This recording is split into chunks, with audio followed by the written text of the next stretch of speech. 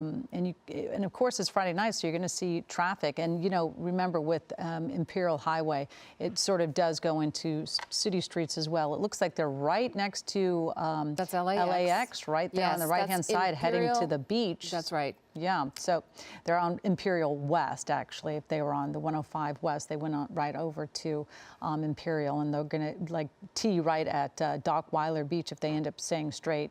And then that's when, Giovanna, they'll decide, do they want to go right to Playa Vista or left towards Manhattan Beach? That's right. He's coming up on Vista Del Mar now. He's slowing down. He was driving much faster a little bit ago when we first came up on him on the freeway. But yeah, we'll see here which direction he takes, if he goes towards Playa del Rey or into Manhattan Beach. Either way, the streets are narrow. Lots of people out on this Friday night, lots of traffic. This is the time when people are heading home. And he goes, or is he going straight? He's going right across. Oh, no, that was Pershing. Did he take a right on Pershing? No, he didn't. I believe he went straight towards Dockweiler. Did we lose him? He went straight. So he would be going to the left. The helicopter, oh, maybe he made a U-turn. Looks like he made a U-turn. It looks like he made a U-turn. I'm kind of relieved, actually. I'm hoping that, but we know that this person is very dangerous, Giovanna. You just said earlier that he hit another car at 95th in Vermont, right. and that person, boy, really getting very close. But that person needs an ambulance. So it looks like he's probably going to get back on the 105 East. If he continues to go the way he's going and the speeds that he's doing, he's going to get on that freeway very quickly. Hopefully he gets on the freeway. I mean, either way, right? It's going to be dangerous, but he could also turn right and get onto Sepulveda, which is now PCH, and head again south. But it does look like he is coming on to the 105. Yep, right there. Well, you see the sign there. Yeah. So he's heading east on the 105 and not slowing down. And again, you mentioned it, he's a shooting suspect. He's already hit another vehicle. There's already been an injury. This only started 10 minutes ago. Yeah. We don't know the situation of the shooting suspect, of the crime. We just know that this driver is wanted in connection with some sort of shooting. I was looking at it because that's right. Everybody merges on right there. And the person's going to have the opportunity to either take the 405 on the right-hand side, which is, he's driving on the shoulder right now. Again. And you can see his speeds there a moment ago. If these fast. Speeds are accurate, he was going like 130 miles an hour, slowed down, and now you see him speeding up again, winding in and out of lanes. I'm not seeing patrol vehicles behind him. I wonder where the LAPD is. Did they decide to pull back? Can you see them? I'm not seeing them. No, I can't see them, here. Giovanna, and you're absolutely right. They may have decided to kind of start just tracking this person because they're driving so dangerously right now. And of course, like we just said, it's Friday night. A lot of people are on the roads. This is the area that tends to not see a huge amount of traffic, but I know that you can see police behind there. You saw several police vehicles behind in the pursuit, and we know that the CHP has been alerted. I'm sure at some point we'll be able to figure out if the CHP is going to take over this. Yes, we're told that they have been alerted. Or if they'll be assisting. Yeah. I think the LAPD is still following, although we don't see him, and now we see him exiting. This could be the 110. Is this the fast carpool lane? Yeah, it's going to be the fast carpool lane. Yeah. But now you see the backup that is typical for a Friday night. Now he's going to find himself in a difficult situation here. He's going to be, maybe he's looking for an off-ramp. I would like this person to stay on the freeway. I think this person is so dangerous to get onto surface streets.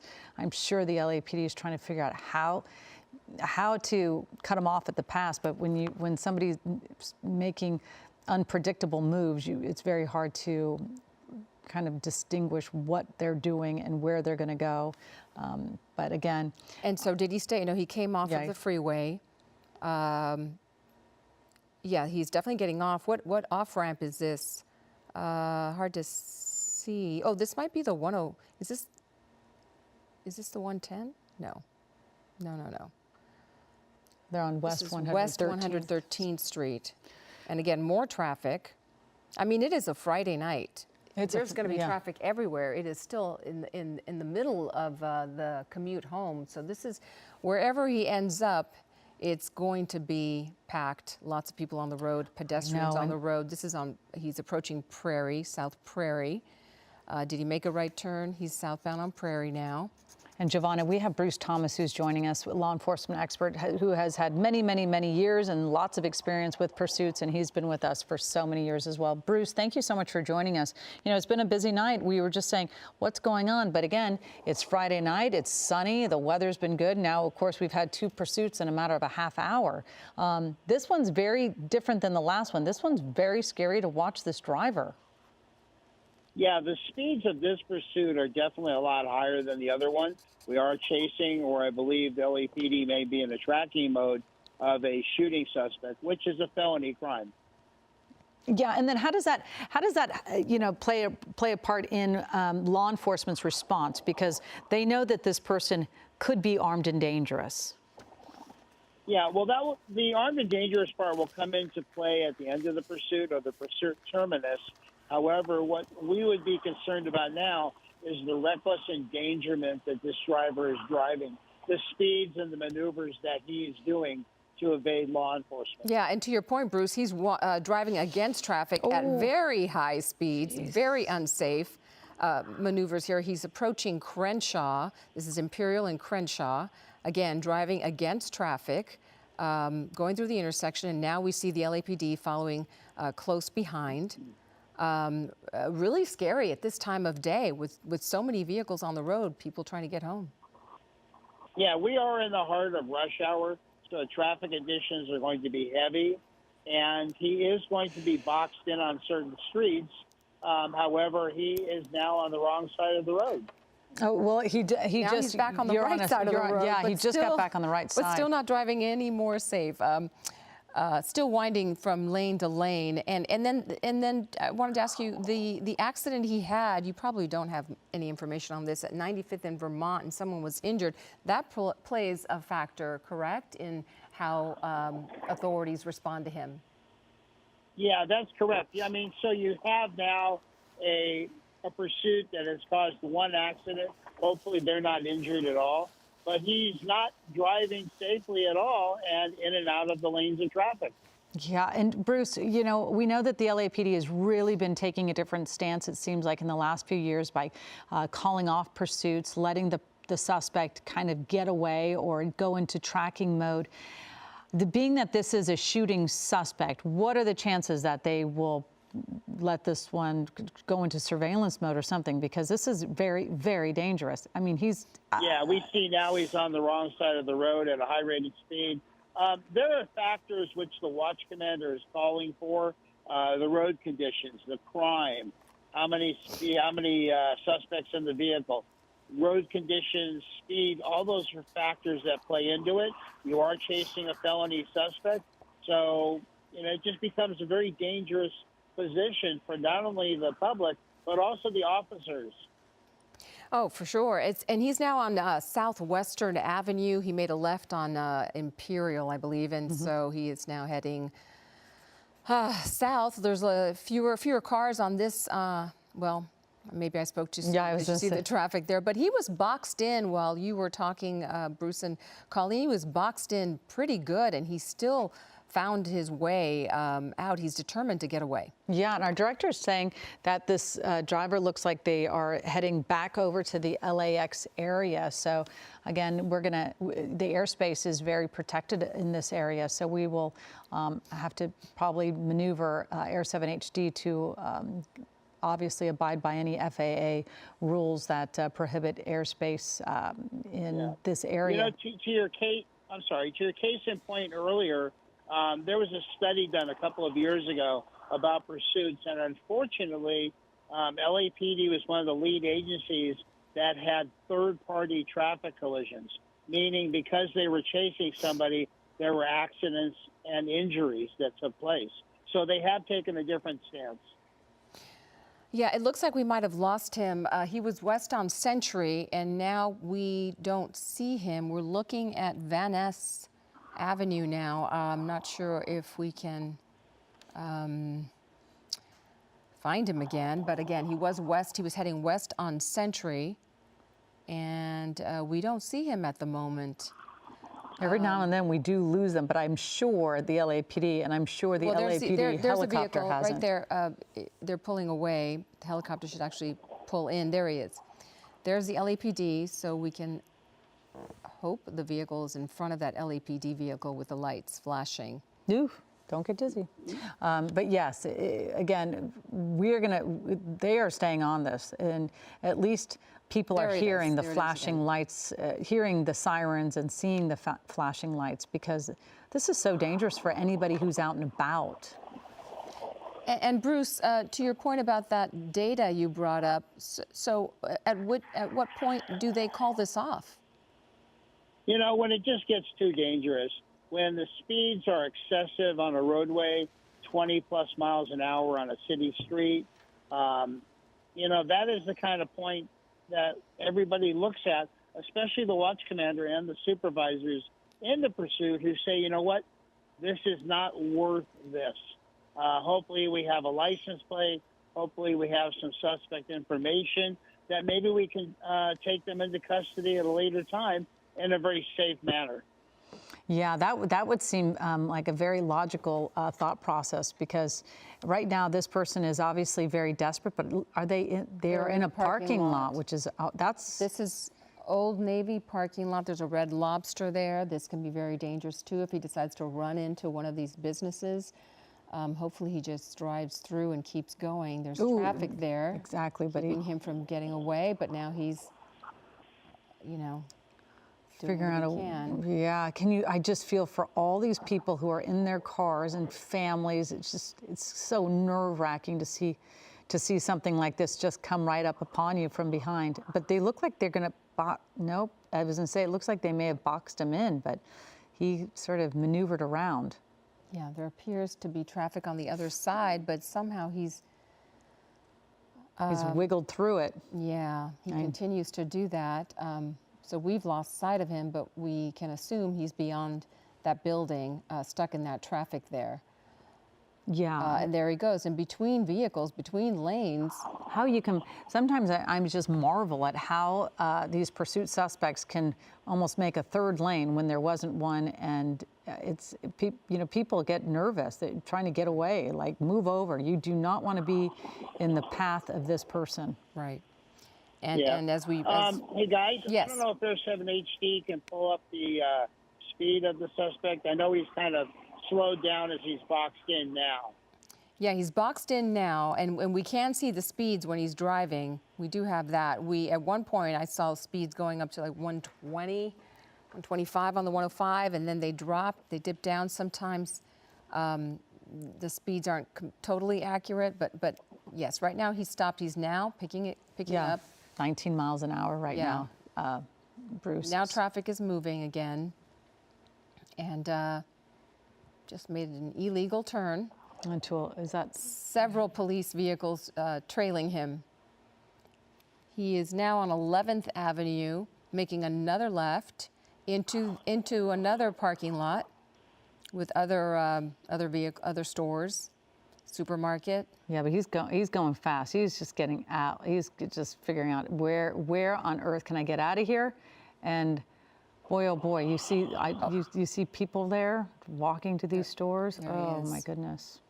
Yeah, he's not stopping. Yeah, parking lot's a very dangerous place for officers, just because, like you said, you have pedestrians walking. People are not expecting the speeds and the maneuvers that the suspect is doing. Yeah, now he's against really traffic. He's driving in circles right now. And this is Lawrence Street.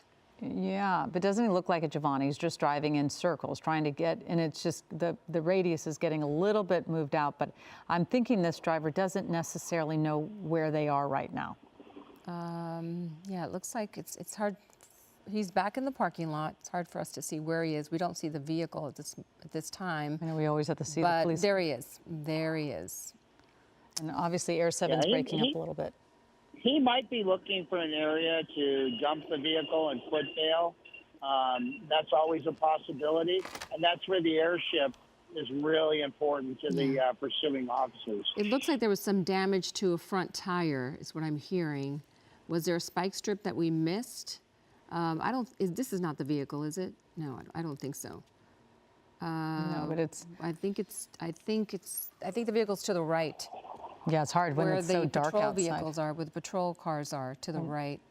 Or, nope, there he is. That looks like, oh yeah. Is that it? You see the car, the tires are That's it. smoking. Yeah, you see the smoking. Yeah. So maybe he hit another vehicle? Yeah, or Looks like we're getting word he's losing his left front tire. yeah, may have taken one of these he's- dips. Oh yeah, Yeah, he's driving with a cone underneath. That's Looks like a cone. something, orange but they're cone. not going to.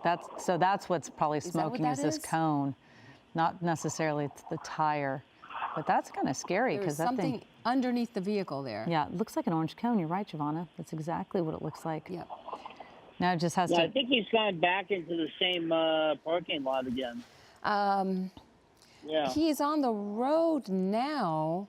Is this West 104th Street? Or maybe not. It is. West 104th Street. Driving And picking fast up again. speed again. Yeah, but at Not some as point fast as he was going. that I don't even see the smoke coming out. So maybe he lost that cone. Maybe it No, I fell think I out. still Do see you still it. see it? It's so hard in the I dark. know, in the dark. What concerns me is that he is a shooting suspect. So Yeah, you can't really let the person he go. could be armed. He could have a weapon. Yeah. And Yeah. now he's coming up on traffic once again.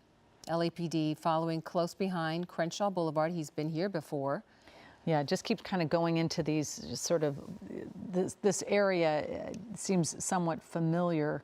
But again, you're looking at Air 7 HD. We're so lucky to have this Sky Map 7 because you can see exactly where this car is on Crenshaw Boulevard. Very busy area of Los Angeles. Now, what do these police cars do? I think it's too scary to get in front of this person because if they are a shooting suspect, We're seeing some activity now. well, the Colleen. police They open the door, but not the suspect. The suspect's just stopped. But they're trying. It seems like they're trying to box him in. But that poor car in front of them is probably like thinking, "Oh gosh, I got to get out of here. I got to move. I don't want this behind me." They probably don't even understand that they're pretty pivotal. Yeah, exactly. They may not So even be aware of what's happening. Exactly. They don't Sometimes realize you're just that- so involved in what's happening in your own vehicle or in a conversation or listening to music or whatever. But he's now trying to change lanes. Maybe they can box him in now. I believe he's trying to change lanes. Or maybe they were trying to communicate with drivers to tell him to get out of the way. I Other don't know. drivers. But the drivers are like, "I'm getting out of here." Of course, and you see, it looks like the driver doesn't have his lights on. Yeah, the headlights, but I think they just, I don't know if they. He's stopping. Yeah, they're still out. He's turning. But he knows his car. It's Back on the intentional that he street. turned the lights off. But you're not going to be getting away at this point. You are very much being followed, and it's better just to put your lights on so everybody else is aware that you're coming up from behind so quickly. Yeah, that's a tactic we've seen before by suspects to make themselves invisible, so to speak. However, the helicopter with the night sun and the FLIR is able to track them even with their lights off. So he's back on West Century Boulevard. What can you tell us about the strategy for the officers following him? What are they communicating about? What are they sharing? What are they thinking? What's their goal, other than stopping Sure. him? Well, you have multiple vehicles in the pursuit. The lead vehicle is not calling the pursuit, meaning they're not putting out traffic conditions, direction of travel. That falls into the helicopter. They're calling the pursuit out. So the pursuing officers, all they have to focus on is the vehicle and staying on top of this pursuit. And Bruce, we're sort of, what happens if the LAPD decides to go into tracking mode?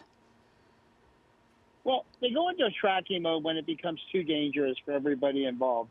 And the belief is that if they go into tracking mode, the suspect will think, oh, the police aren't behind him anymore. They're not pursuing me. So hopefully they will slow down and or stop, and then the officers in the area can swoop on in and take this person into custody. They've been close enough to this vehicle to see the license plate, I'm assuming. Would they, he's approaching Normandy Boulevard, would they, I mean, would this be a good time to just call it off? Or why do you think they're continuing to follow him? Not He's at this clearly point. dangerous. They're still chasing a felony suspect. He has picked up speeds on certain streets. However, for the most part, he's not driving like he was earlier. Obviously, now you can see that he has picked up speed. But they're going to remain in this pursuit. Yeah, there's like, I counted 8, but I didn't get to the very end of the line. I've counted 8 LAPD police cruisers behind him. So he's absolutely knows that there is a large law enforcement presence on his tail trying to get him to pull over. And again, why people, Bruce? I don't know if you've ever done any sort of interviews with these pursuit suspects, but why they put so many people in danger and why they always try to drive away. Yeah, that's one of the things we do at the end of any pursuit is we talk to the suspects who were driving, and they all came pretty much with the same excuse. I was thought I could get away. Oh. And they don't. Most of the time they don't, That's no. right. Now, we've been following this pursuit in the South LA area since about 25 minutes now, and this guy just will not quit. He's been driving very fast, very unsafe throughout these streets and on the 105 freeway. We saw him head towards Dockweiler Beach. We saw him make a U-turn back on the 105. He's exited onto side streets and driving against traffic. We understand that he was involved in an accident and actually hit another vehicle at 95th in Vermont. Someone was injured in that accident. We understand that victim needed an ambulance to be called for treatment. And again, it's been now almost a half an hour, and this driver, wanted for an alleged shooting, will not stop. Yeah, I know that we're talking about, we are approaching LAX area, but again, there's lots of rules from the FAA for the airspace for Air 7 HD, but we are obviously staying on top of this. We're following this person. But again, as they get closer to LAX, that's when we have a harder time staying right above them. But we know that the LAPD is in pursuit. We know when he got on the freeway that the CHP was then also notified. So you have 2 law enforcement agencies that are very well aware of this, and I'm sure the LA County Sheriff's Department. And Bruce, leads me to another question. Once the call comes out that there's a pursuit suspect with a felony want, what happens with all the other jurisdictions? Do they all say, okay, well, this is happening near this area, where they end up, everybody comes onto alert to try to apprehend this person? Yeah, great question. What you have is through mutual aid. So the primary agency is LAPD, who's in the pursuit. You have the sheriffs who are in the outlying areas, maybe Inglewood PD also. They're all monitoring the pursuit frequency. Their radio center is able to switch it so that everybody can hear what's going on. And they're pursuing, and not pursuing, but they're flooding their areas, possibly paralleling the pursuit. So when this thing comes into their area, it may be handed off, or maybe there's a terminus to the pursuit, and they can all get involved as far as taking the suspect into custody in a coordinated way. All right, Bruce, I'm sorry. There's a lot happening here. We're trying to sort of process some information. Last information we got on his location was westbound Florence. Where is he now? Now he's on Gramercy. Okay, so he's still on westbound Florence. I just want to make sure our viewers know where he is. If you live in any of these areas, you want to stay inside. That's really important. It is rush hour. There are a lot of vehicles out there, a lot of pedestrian traffic. But if you're watching this, or if you know somebody who's out in this area, you want to tell them to be careful out there and stay indoors. I believe we see him now against. He's still on westbound Florence. He passed Gramercy a little bit ago. He's approaching Hyde Park, or maybe in Hyde Park now. We can still see the flashing lights of the LAPD following, but I do not see that the suspect vehicle at this point. Does the strategy, Bruce, if you're still with me, does the strategy change at all as it becomes darker? And I mean, what are... As it becomes darker and as we are in rush hour, the dangers to uninvolved motorists go up. The dangers to the officers go up because you have dark streets. And that's why you see on the police cars, they've turned on their spotlights.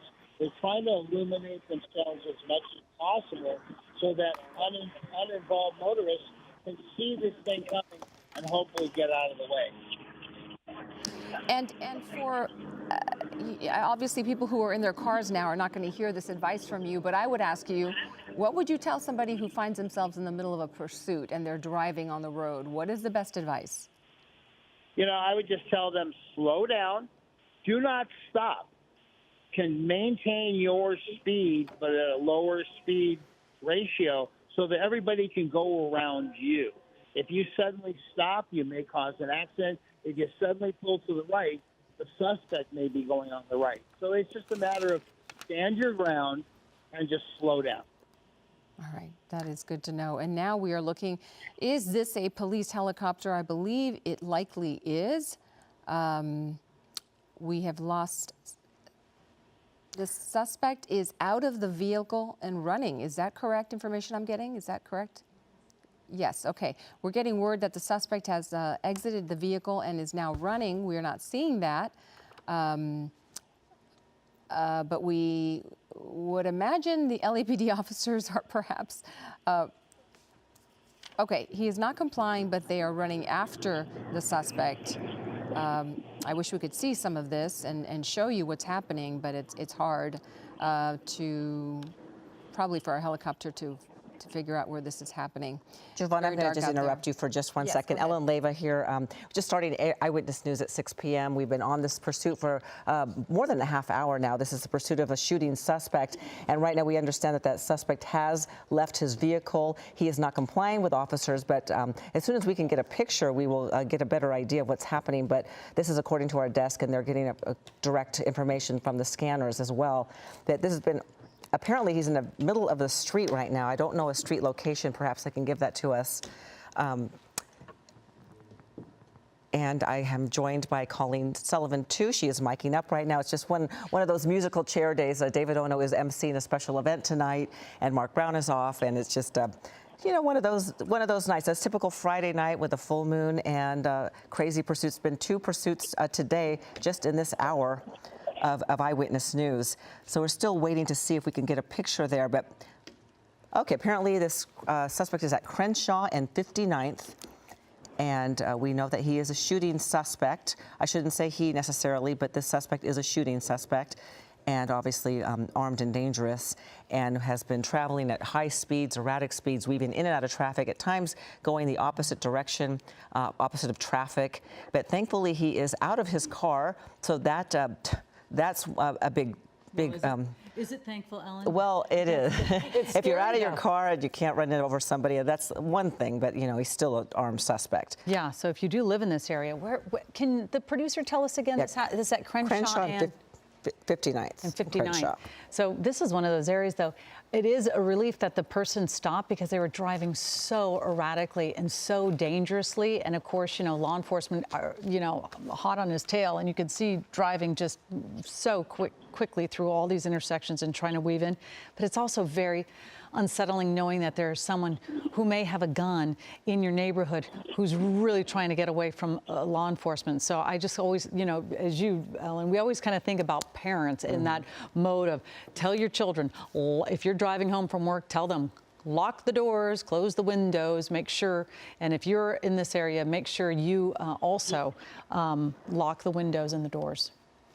Okay, well, we are getting reports that the suspect climbed up a building and fell off the roof. We don't know how high that building was, and we don't know the condition of the suspect yet, but yeah, that's what we're hitting right now.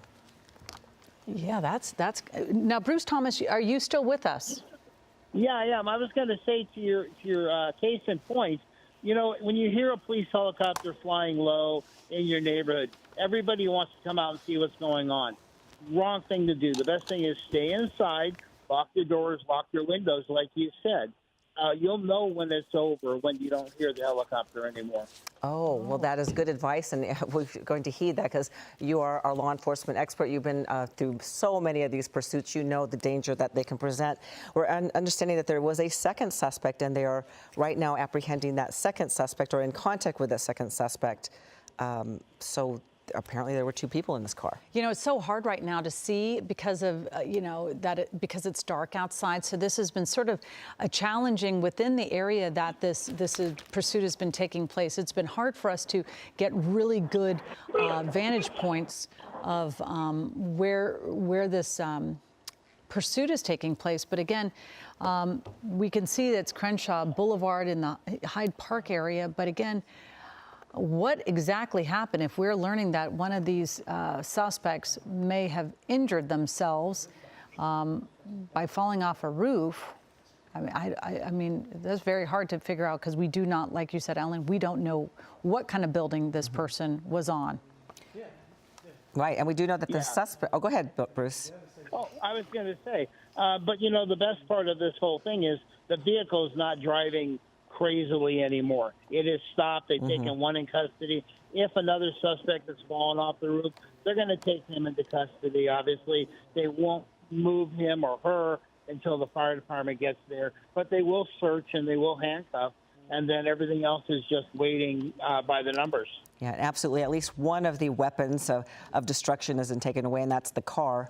Don't know the situation about the what kind of arms he is with or what type of gun he has, but thankfully he is out of that car. And we do know that there was, during this pursuit, someone was injured at 95th in Vermont, and that person was hit so hard that it needed an ambulance. And we'll try to figure out what happened to that person as well. I don't believe there are any other types of injuries that we know of, not yet. Not that we know of, Ellen, but again, we know that this started as a shooting suspect. We don't know what kind of crime happened before this pursuit ever started and why this suspect is so desperate to get away from law enforcement. So there's a lot of questions still unanswered. Well, for we're us. hearing some good news that the two suspects are in custody. This pursuit is over. And Bruce Thomas, as always, we can't thank you enough for your expertise in joining us. So we don't know what we would do without you. But thankfully, this dangerous suspects are off the road, and we give thanks for that. And hopefully, Bruce, there won't be another pursuit tonight, and you can enjoy your Friday evening. We will see. Have a good night, ladies. All right. Bye-bye. You too. Thank you so much. All right, we're going to move on with Eyewitness News at 6 o'clock. David Ono's off tonight. And roll the sound. Hey, no!